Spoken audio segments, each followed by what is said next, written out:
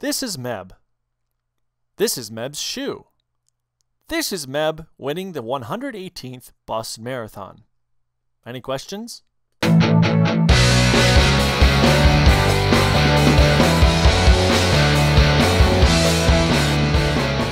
What's up, guys, and welcome to this episode of Gearist TV. On today's show, we're going to be talking to you about the Gomeb Speed 2 from Skechers Performance. If you're watching this, you're very likely a runner, or at least an aspiring runner. And if you're a runner of any sort, aspiring, retired, or active runner, then you probably know that Meb Keflezighi won the 2014 Boston Marathon, the 118th running, and he did it in the Gomeb Speed 3. Now, this is the Gomeb Speed 2 because we've only just gotten the Speed 3 in-house, so that review won't be ready for a while yet, but we want to give you our breakdown of the Gomeb Speed 2. Still a wicked fast racing flat, so let's get into the review. First up, as always, let's talk about the outsole of the shoe. Now, in the Gomeb Speed 2, the outsole isn't an outsole in the traditional sense of the word. So there's no like total front to back covering or even segmented front to back covering. What you really have effectively for the outsole are these little blue dots that you can see here overlaid on top of the greenish yellow. Those are called Go Impulse sensors by Skechers. Now, these are highly durable rubber, and these are put in strategic places meant to basically where the rubber hits the road, as it were, to provide the most durability and still have a speedy, lightweight shoe that's going to take you the course of a marathon. I should mention now that this shoe was designed specifically to Meb's specifications. So when he asked for a certain thing, whether it was the stack height, the firmness, the flexibility in certain parts of the shoe, that's what the Skechers designers were going off of. So this is not a shoe designed in abstract by designers. This is specifically put together with a specific runner in mind. Now, the first time I ran in Skechers for real was in the Go Run 3, and I remember being impressed at the time with the durability of the outsole. Now, the reason that I was so impressed is because these Go Impulse sensors, which are ostensibly the only rubber on the bottom here, they make up so little of the bottom, but they're so strategically placed that it really affects the durability in a good way. It does a great job in keeping the shoe warm. Now, on this, you can see the remainder of the outsole, as it were, is made up of Skechers Resilite, which we'll talk about a little bit more in the midsole section. Here's the Resilite here, and you can see where it comes down through into the outsole. This material, being kind of an injection molded compound, is not EVA, it's not rubber, it's somewhere kind of in between, and it's really very durable and resilient. And on here, you can see, I mean, these have about 40 or 50 miles on. I'll hold up to the camera, I'm not sure how well you're going to be able to see. Pretty much the only wear you can see is a little bit of staining from the road, and then you may be able to see, not really, right in here, you may be able to see a tiny bit of kind of scuffing. The scuffing and things that you see like that are to be expected in a racing flat, especially since racing flats are not the most durable shoes in the world, historically speaking. So the durability that this has shown so far is really very impressive. Probably one of my favorite aspects of the outsole, and definitely one of the most intelligent aspects of the shoe, is the fact that there isn't so much rubber down here. They really keep it lightweight by only having rubber, again, in those places where it's necessary. You'll see that there's no real rubber in the total rear foot, the true heel of the shoe, and that's because this shoe, with its M-Strike technology, again, which we'll talk about in the midsole section, it's going to encourage that midfoot to forefoot landing. In that case, you're not really going to be using this part of the shoe that much. So why build it up with adding extra weight back here? So really well done outsole, and for a racing flat, impressive durability. Now let's chat about the midsole. As I mentioned a minute ago, the midsole in the shoe is made from Skechers' proprietary Resilite, which again is an injection molded compound that has memory retention. So it's going to really mold to your foot, especially as you wear it over time. Now, another thing that's interesting about this shoe, which I wish I had a cutaway, kind of a exploded version of the shoe, is that you can see this little gray spot right in there. That is a TPU plate made from DuPont High-Trel. According to Skechers, this plate is meant to provide a more supported and secure run. Now, we're going to talk about that in a second, so stay tuned. Now, the drops in the shoe. I know a lot of you guys out there are stat heads like myself. In the shoe, in the rear foot, we have 18 millimeters. In the forefoot, we have 14 millimeters for a net drop of 4 millimeters. However, because this is kind of that M-Strike technology with a little bit of a rockered shape, the midfoot. So right about here, the stack height is 19.5 millimeters. Obviously, that, again, is a nod to the M-Strike technology, encouraging that more midfoot or forefoot landing. Apart from creating that rockered shape, this is really going to add to a very, very quick midfoot or rear foot to forefoot transition. In other words, getting you through the gait cycle while your foot is on the ground much more quickly. Now, I love Resilite. I do. I think it's a game-changing material. Not necessarily the material itself, while I think that is brilliant, but what I think it's doing is it's forcing a lot of companies to begin to think outside the box, and Skechers is one of the first things to do that. Not only is this a material that's really durable, but it's also very, very resilient, so you're not going to lose the spring that you would in, say, EVA. Now, EVA, of course, is the standard bearer material that most shoe companies, and there's nothing wrong with EVA, it's just that it's lightweight and it's easy to work with. That's why it's so popular, but it also tends to collapse a lot of its resiliency at about 200K, so about 120 miles. This is a material that I think a lot of companies are going to be forced to step up their game to match, because this is something that no one had thought of before, even though the idea was right there. Now, the Resilite in the GOmed Speed 2 is much firmer than that which we've talked about in other shoes, the Go Run Ride 3, the Go Run 3, and the Go Run Ultra. Now, of course, this is a racing flat, which is important to keep in mind. A racing flat in general is going to be a firmer shoe, much more highly tuned if you think about the tuning the suspension on a sports car. It's going to be much more tightly tuned, and it's going to give you much more feeling for the road in a car. It's the same thing in a racing flat. This is a firmer ride. Be sure of that. And what's great about that is that the combination of the midsole and the outsole makes for a really, really agile, very, very fast shoe, very responsive. I mean, it's a shoe that you give it to the road and gives it right back to you, which is really fantastic stuff. Now let's talk about those stack heights for a second. Again, 18 millimeters in the heel, 19.5 millimeters in the midfoot, and then 14 millimeters in the forefoot. Now, some people, and I've seen this on certain forums and websites, people like to talk about how this is going to have a feeling of a bump in the midfoot. That is not the case. The ironic part is that a lot of people that are talking about it have not actually tried it on. They just look at numbers and they're like, 1 + 1 = 2, and so there must be a bump. There's no bump. You don't feel a bump. Now, in shoes like the Go Run or the Go Run Ride, there is a little bit, I don't want to call it a bump because I feel like it's a misnomer, but you can feel the rockered shape more. In this, mainly what you feel is a forward-oriented shoe. So rather than feeling yourself kind of standing like this, you kind of feel yourself standing right on that midfoot and kind of balancing right in a nice dynamic posture, one that's not letting you sag back onto your heels and one that does not kind of have you leaning forward and slouching over like this. You don't feel a bump. So unless you've tried the shoe, don't talk about the bump. It's not there, I promise. Now, the last thing I want to mention about the midsole is talking about this high trail, this DuPont high trail plate right here in the midfoot. Now, I'm going to read what Skechers says about that on their website because I think it's important. They say, DuPont high trail stability plate in the midfoot for a supportive and secure run. Now that you know what they have to say about it, here's what I have to say about it. I would remove that word stability immediately. Immediately. This has nothing to do with stability as runners tend to think of it. Zero. Absolutely none. A lot of times, and this is an entirely different conversation, stability is going to mean basically medial posting on the shoe. That is not this. This has nothing to do with stability, okay? I would remove that immediately. However, what this does do is when you get long into a run, and now I've not been super long in this, I've been up to, I want to say, 8 to 10 miles.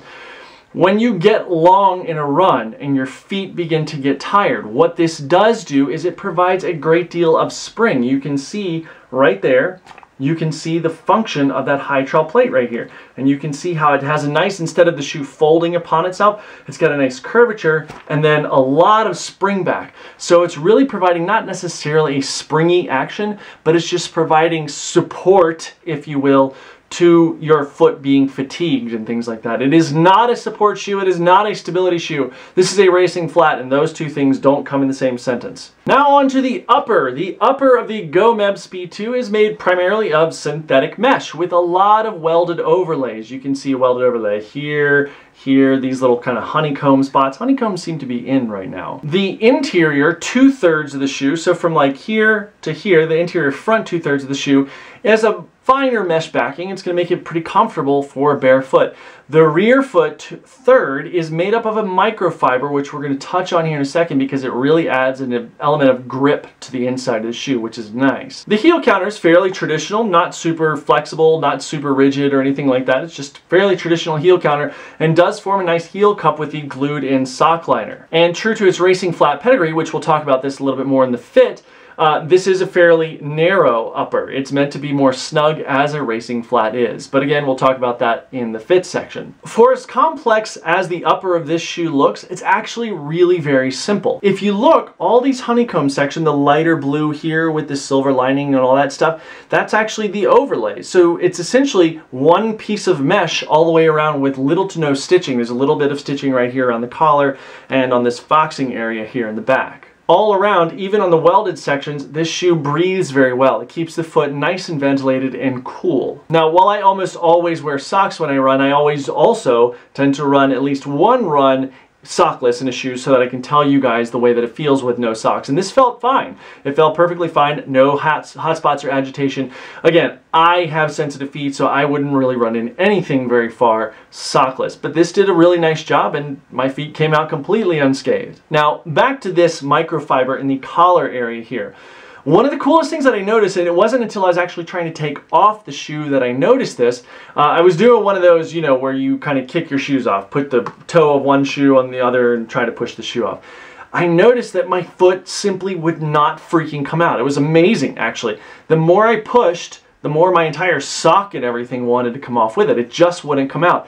What happens, I think, is that this microfiber here really grips the Achilles area well. It's not like a pressure or anything, but when the foot goes to move up and out of it, as like it was when I was trying to take my shoe off, when the foot goes to move up and out of it, it just doesn't want to go anywhere. I don't know if this was planned or not, but it is a nice byproduct of having this microfiber here, because a lot of people, especially those with, say, a lower volume foot or a more narrow heel or something like that, they are going to have an issue with slipping out of a lot of shoes because, again, they feel like that heel is just, with no volume to it, is just going to slide out. This provided a really unexpected advantage to that. I have a very average foot, so it wasn't a big deal to me. And the next time that I went and ran in these, after I noticed that, it was really cool how it just kind of followed the foot very well. This adds to the springiness and the responsiveness of the shoe. And again, for people with a lower volume foot, this is really going to keep that heel nice and locked down in there. As for the fit of the shoe, let us keep in mind, this is a racer. This is a more narrow fit. It's a racing flat fit, okay? So it's a little more narrow, a little more snug. It's meant to be part of the foot and really down in the foot. In terms of sizing, it fit me exactly where I'd want it to. Now, while a lot of people size down in their racing flats, in other words, where I wear 11 in most shoes all the time almost, some people might want to wear 10.5 to get it that much closer to the foot. I prefer to stay in the size where I am. I'm much more comfortable and I don't have jammed toes and black toenails and all that. So this 11 fit me exactly as all their other shoes have in what I would consider to be industry standard sizing. Now for the ride. Now, having run in other Skechers models, I wasn't really sure how they were going to approach a racing flat.